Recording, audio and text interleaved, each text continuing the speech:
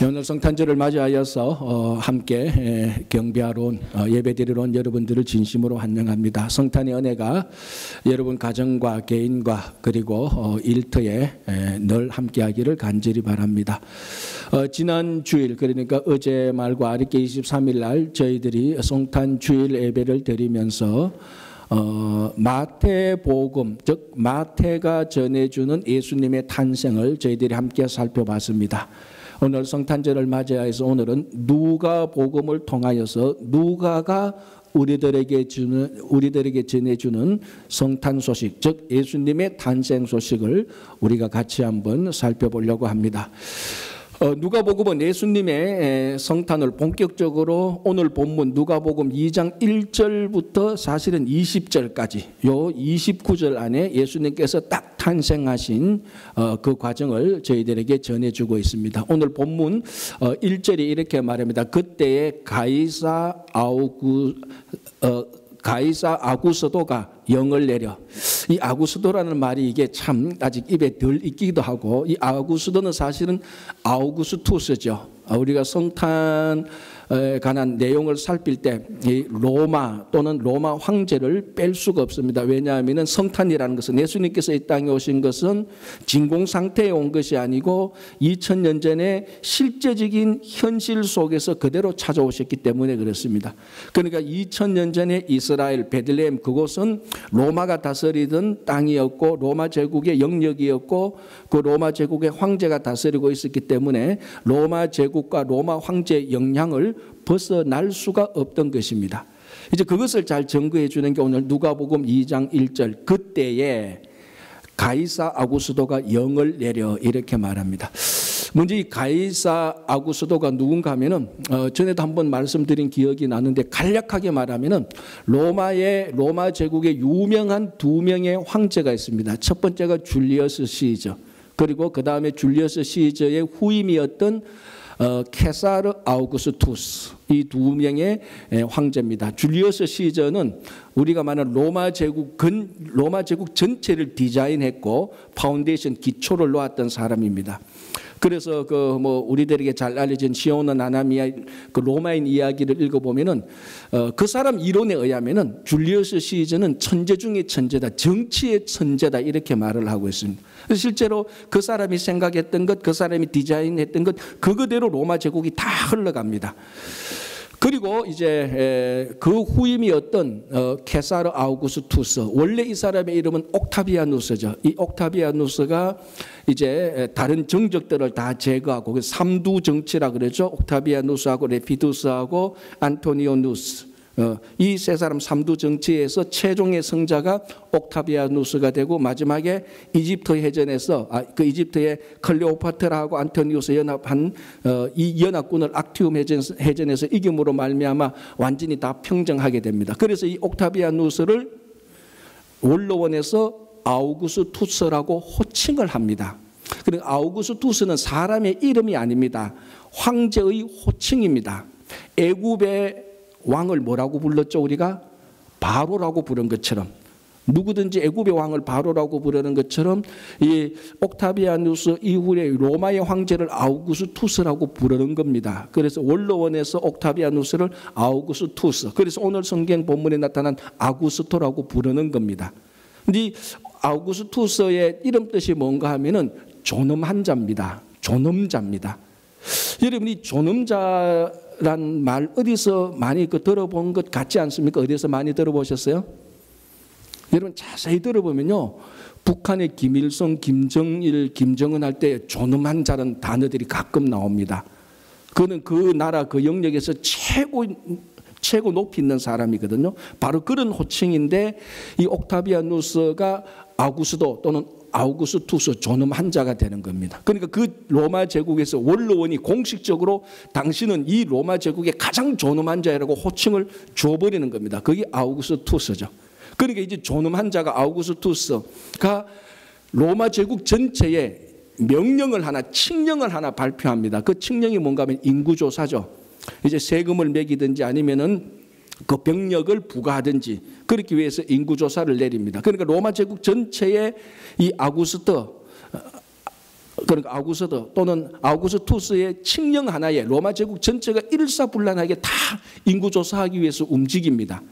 근데 이게 어디까지 영향을 미치는가? 저 갈릴리 나사렛 촌 중의 촌. 나사렛은 정말 촌이거든요. 그 갈릴리 나사렛 촌에 요셉과 마리아는 정혼한 부부가 있는데, 우리가 지난주에 살펴봤죠. 정혼한 부부가 있는데 이 사람에게도 영향을 미칩니다. 그래서 이 부부도 아우구스투스의 칙령에 의하여서 인구 조사하기 위해서 나사렛에서 베들레헴으로 올라가게 되는 것입니다. 그러니까 이 장면을 우리가 쭉 보면은 그 로마 제국 전체의 존엄한 자 아우구스투스의 말 한마디에 로마 제국이 좌지우지로 막 움직입니다. 절대 주관자입니다. 자, 성경이 바로 오늘 누가복음은 이런 세상의 모습들을 먼저 보여주고 있습니다. 그래서 이 아우구스도의 칙령에 의하여서 베들레헴으로 올라간 한 부부 요셉과 마리아, 그것을 보여주면서, 그런데 마침 아기를 잉태했기 때문에 베들레헴에 갔는데 잉태한 아기가 막 이제 세상으로 나오려고 합니다. 그래서 아기를 낳으려고 이제 그 방을 찾고, 그래서 객실이 없어가지고 말구유에 아기를 놓이는 그 장면이 오늘 본문입니다. 뭐 우리가 익히, 제가 설명을 안 해도 우리가 익히 잘 알고 있는 내용이죠. 자, 이것을 보면서 아우구스투스가 존엄자로서 세상을 움직이고 있습니다. 주관하고 있습니다. 그러나 이 누가복음 요것만 보면은 아우구스투스가 세상의 주관자인 것지만은 이 누가복음에서 이 한 부부가 베들레헴으로 올라간 것은 굉장히 중요한 의미가 있죠. 이 칙령이 내리기 전에 650년 전에 미가라는 선지자가 미가서 5장 2절에서 5절까지 보면은 유다 에브라함 그 베들레헴 에브라다가 아주 자그마한 마을이지만 거기에 한 여인이, 그 마을에서 한 여인이 아기를 낳아서 이 낳은 아기는 하나님의 능력과 하나님의 권위로서 이 세상에 나오는데 이 아기가 세상에 평화를 주는 아기다라고 말하고 있습니다. 이게 650년 전 아우구스투스의 칙령 650년 전에 이미 하나님께서 인류를 구원하시려고 인류 구원의 계획서로서 미리 선포해 놓은 것입니다.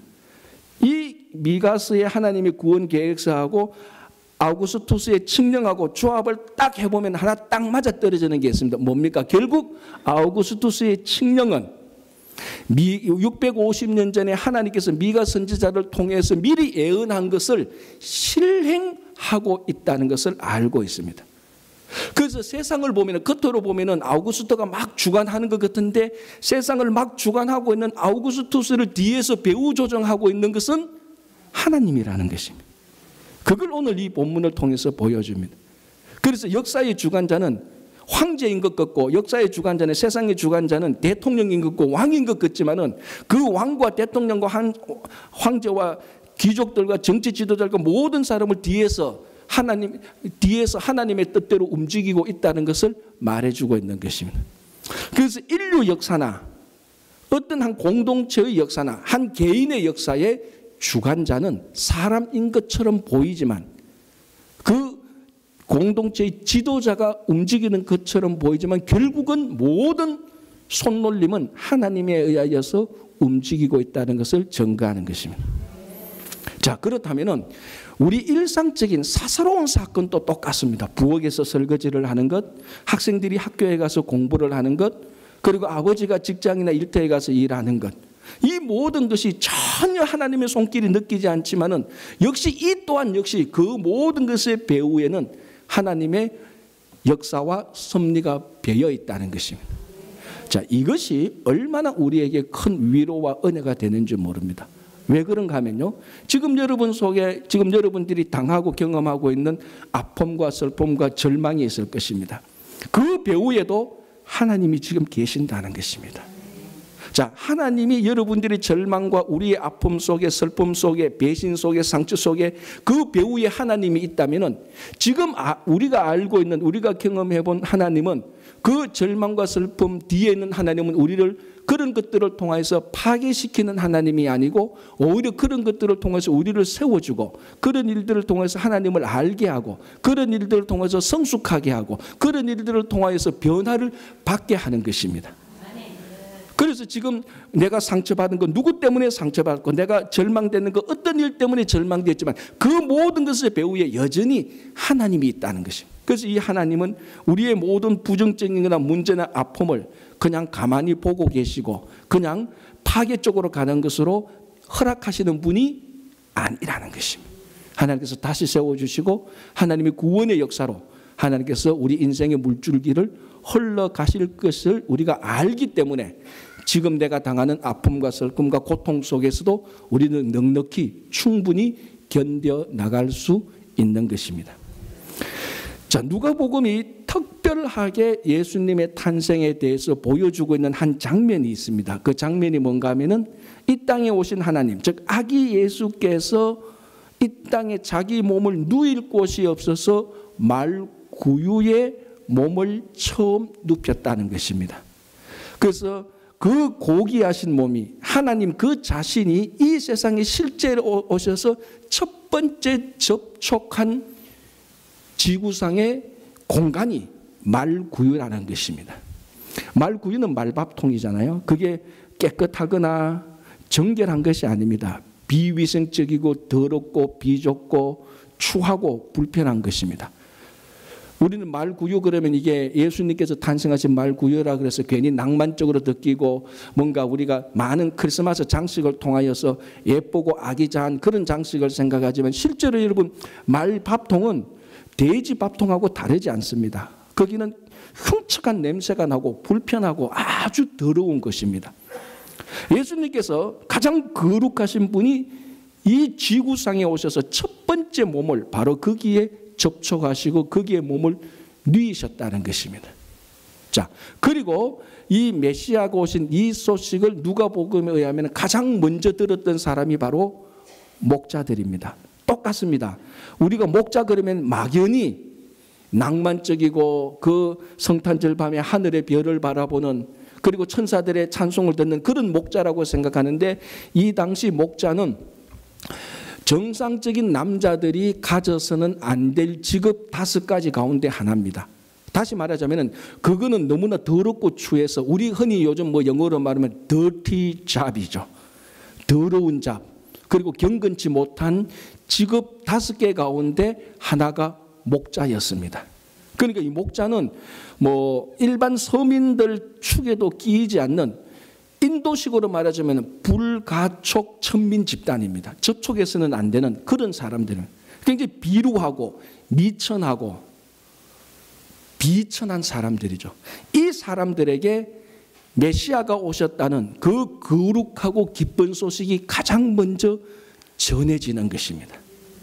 자, 그러면 첫 번째 성탄절에 그 귀한 소식을 들었던 사람들도 비루하고 미천한 사람이고 그 고귀하신 몸이 처음으로 몸을 뉘었던 말구유도 비루하고 미천하고 추한 것입니다. 그러니까 어떻게 보면 이 성탄절의 첫 번 예수님께서 오신 것은 고결하지도 않고 거룩하지도 않고 우리 몸에 낭만적이지도 않고 전부 다 추하고 비루하고 미천하고 더럽고 불결한 것입니다. 거기에 우주의 창조자 되시는 하나님께서 오신 것입니다. 이게 얼마나 큰 은혜인지 모릅니다. 왜냐하면 사실 그 신앙의 의미를 따져보면 바로 우리 자신이 목자와 같은 사람이고 그만큼 비루하고 미천한 사람이고 우리 자신이 말구유와 별반 다를 바가 없다는 것입니다. 우리가 얼마나 추하고 우리가 얼마나 미천하고 얼마나 비루하고 얼마나 우리 삶 속에서 추한 냄새를 풍겨내고 있습니까? 그런데 그곳에 하나님 고결한 하나님 온전히 고결한 하나님께서 오셔서 말구유를 오히려 더럽고 추한 말구유를 온전하게 하고 거룩하게 하고 미천한 목자들을 고결하게 하나님께서 만들어 주시는 것입니다. 이것을 가리켜서 사도 바울은 우리가 질그릇 같은 우리에게 보배가 있다. 그래서 질그릇 속에 감추인 보배라고 말을 합니다. 자, 여러분, 그릇은 재질, 즉 무슨 그릇으로 무엇으로 만드느냐는 굉장히 중요합니다. 그래서 금으로 만든 그릇은 금그릇, 은으로 만든 것은 은그릇이라고 말을 합니다. 그러나 그릇의 재질, 그릇의 재료보다 더 중요한 것은 그릇의 용도입니다. 어느 그릇에 물을 넣으면은 물을 담은 그릇은 물그릇이 되고, 밥을 담으면 밥그릇이 되고, 반찬을 담으면 반찬 그릇이 됩니다. 그런데 좀 미안합니다. 추한 그릇이면 배설물을 담은 그릇이 되면 그거는 똥그릇이 되는 것입니다. 금으로 만든 그릇이다 할지라도 거기에 배설물을 담으면은 사람들은 그 그릇은 배설물 그릇이라고 말을 합니다. 그러나 토기로 만들거나 아주 미천한 나무로 만들어도 그 안에 보배를 담아 놓으면 그거는 보배 그릇이 됩니다. 저 그릇은 무엇으로 만들었느냐, 금, 은, 재질보다 더 중요한 것은 그 그릇이 무엇을 품고 있느냐가 훨씬 더 중요한 겁니다.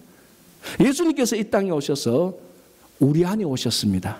찾아오셨습니다. 그래서 우리 같은 질그릇, 토기, 미천한 그릇에 예수님께서 오셔서, 보배로운 예수님께서 오셔서 질그릇 같은 우리를 보배 그릇으로 만들어 준 것입니다. 그래서 예수님께서 말구유에 오셔서 말구유를 거룩하게 하고, 목자들에게 기쁨의 소식을 전해서 그 목자들을 고결한 삶으로 하나님께서 만들어 주시는 것입니다.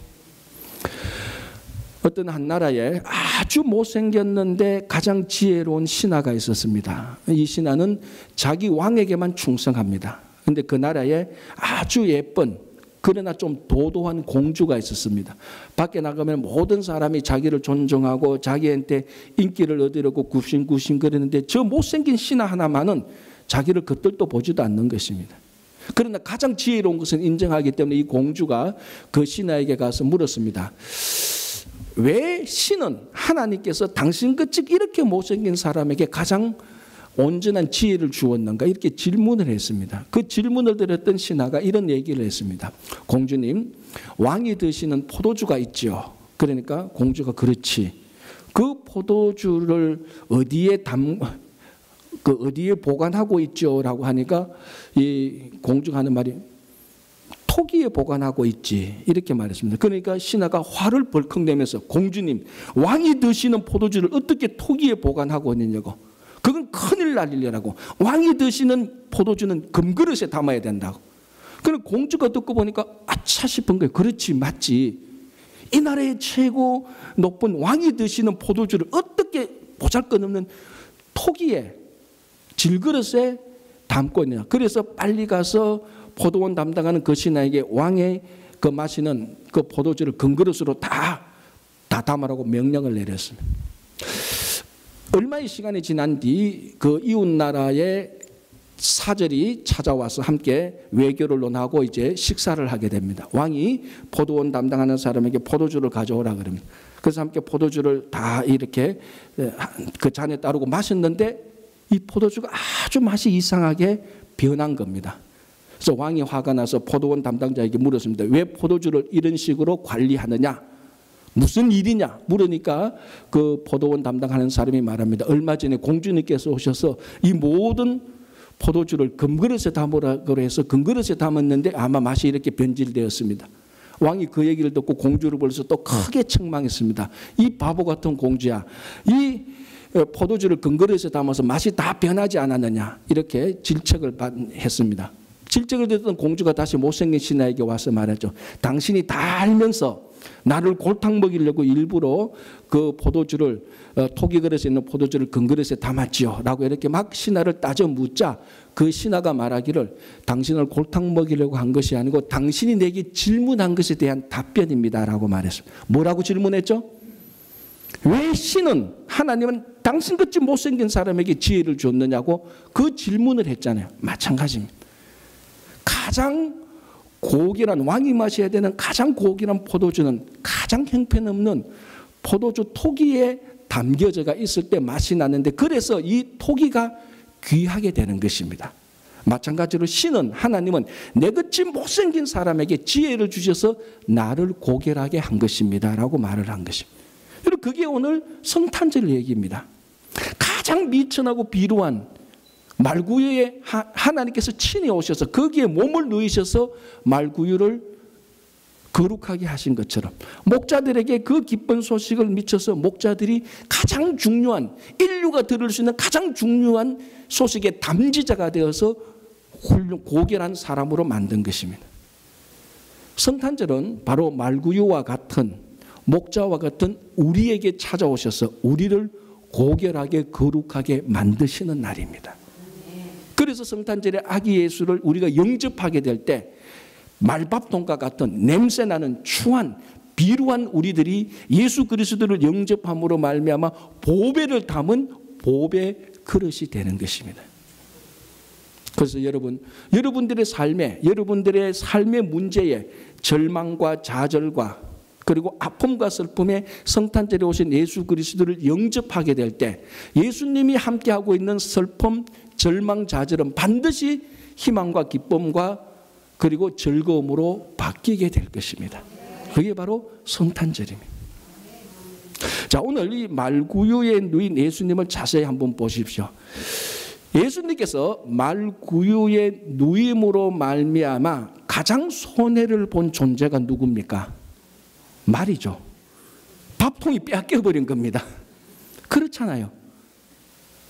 이게 어떻게 보면 우스운 우화 같은데 초대교회 교부들은 바로 이 부분에 집중했습니다.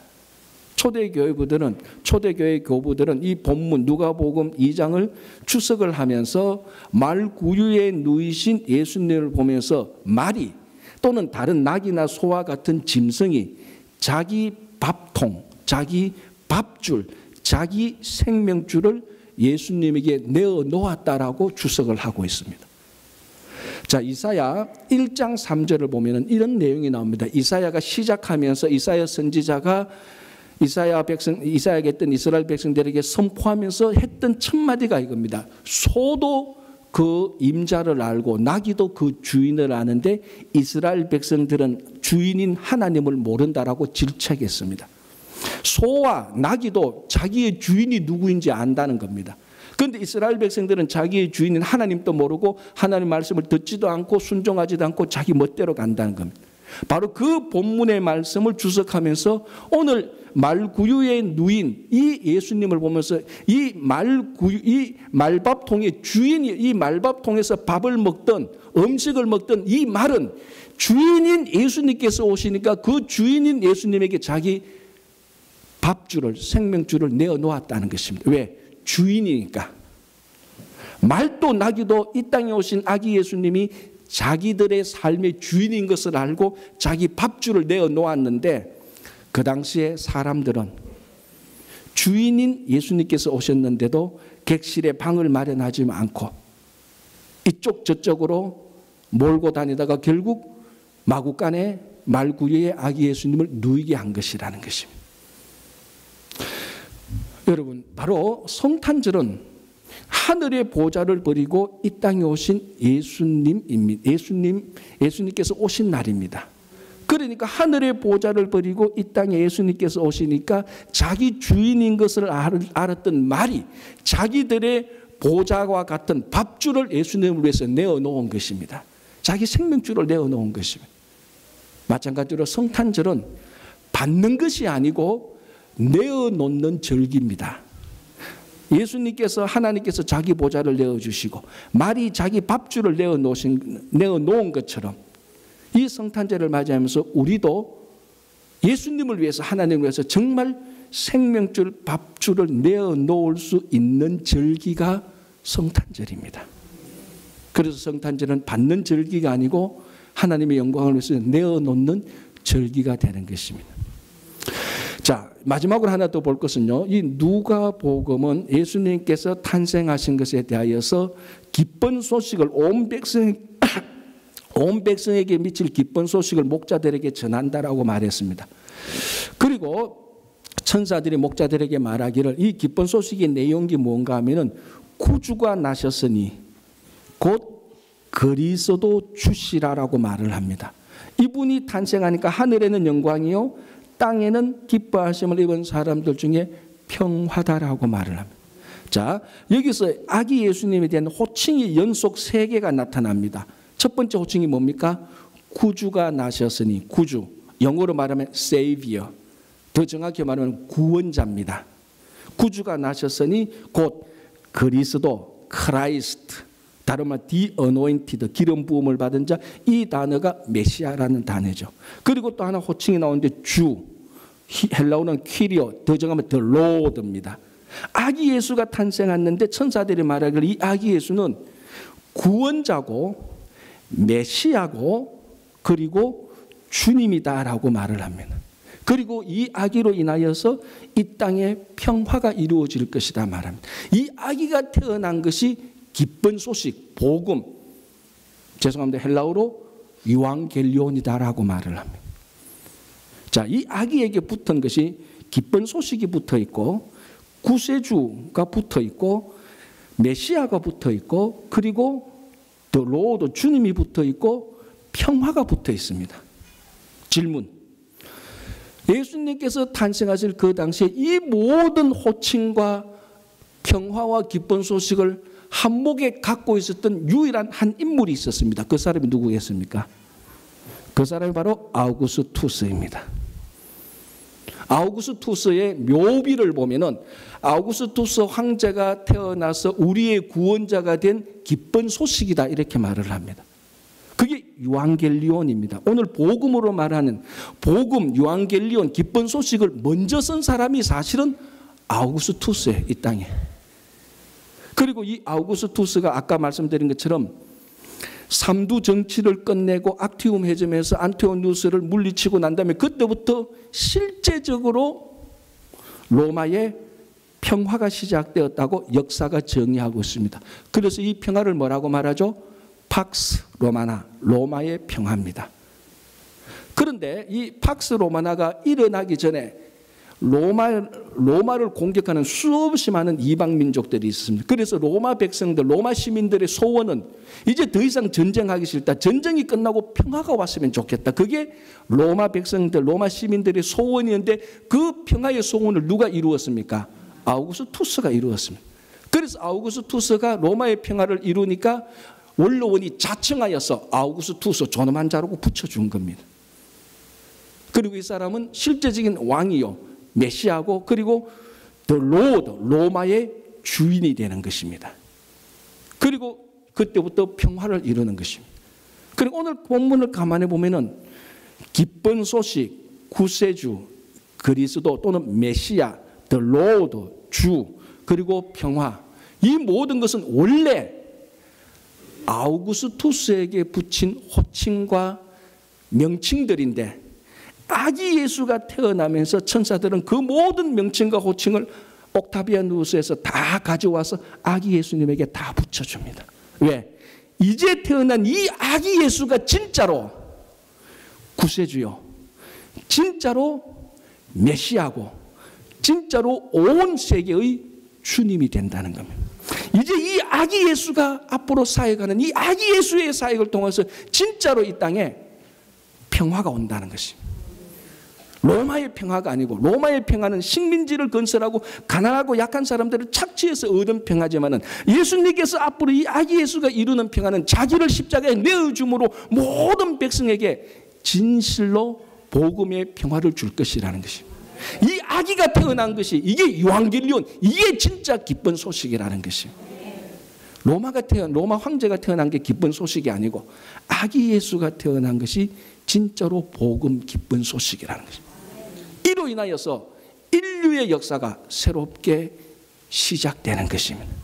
그래서 누가복음은 이 아기 예수의 탄생을 통해서 인류의 새로운 역사를 향해서 진짜 인류의 메시아가 온 것을 선포하면서 이제 우리들에게 진짜 평화가 시작된다는 것입니다.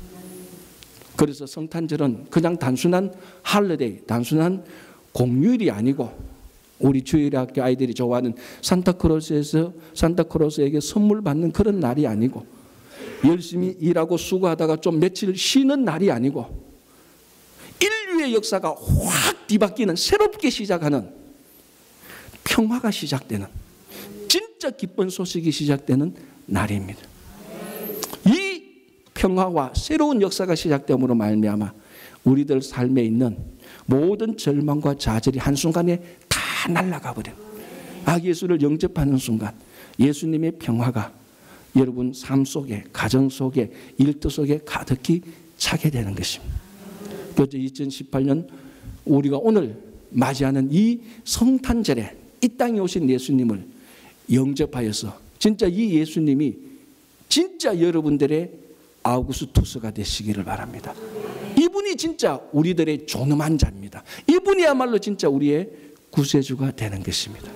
성탄절에 이 예수님을 영접하고 찬양함으로 영광을 돌리며 여러분 삶에 하늘의 기쁨을 누리시는 하루가 되시기를, 그리고 한 해가 되시기를 간절히 바랍니다. 기도하겠습니다.